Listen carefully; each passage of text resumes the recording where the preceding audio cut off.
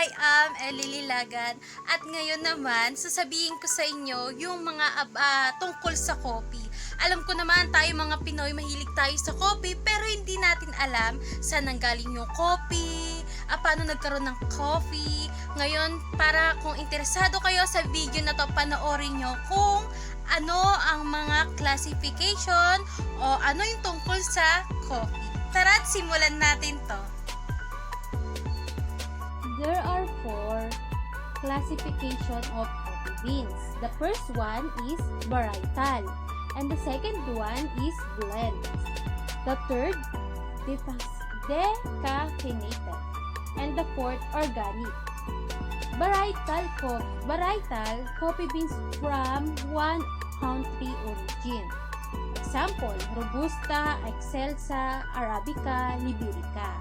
And yung the blends, a coffee beans that contain 2 or more varietals which possess unique characteristic. And also, most expensive coffee Arabica. Decaffeinated is coffee beans which contain a less caffeine, contain as low as 3% to 5%. And the last, organic, coffee beans that had undergone natural process only. There are 4 coffee varietals. Robusta is the second biggest player in the coffee market now. That at time, in the past, it had been the dominant spices. It grows on largest trees that are better suited to heat and irregular rainfall and can tolerate a wider range of altitude. E. Excelsa was recently reclassified as a variety of Liberica. However, even though the plant may be taxonomically similar, the actual coffee is so dramatically different that we still think of them as entirely separate spices. And then, Arabica.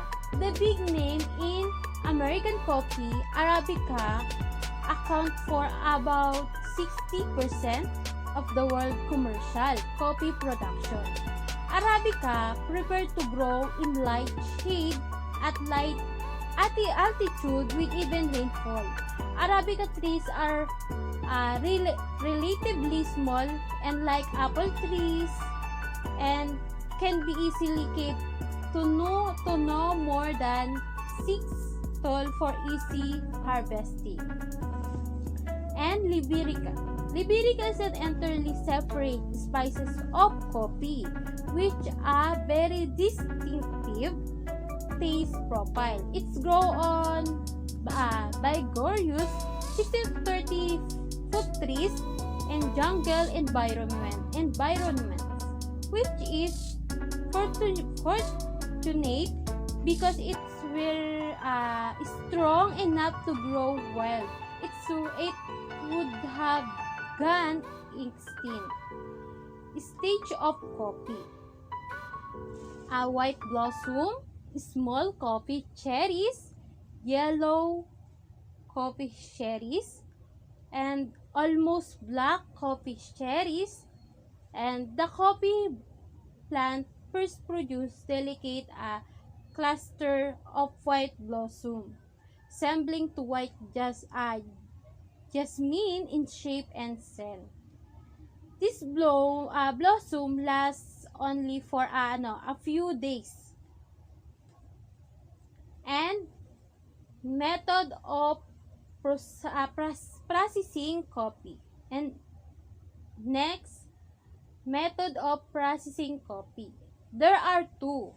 The first one is wet method process. Coffee cherries are hand-picked and then soaked in water for 6 to 12 hours. They are washed to be clean and water is gently sprayed over them to remove the pulp and any debris.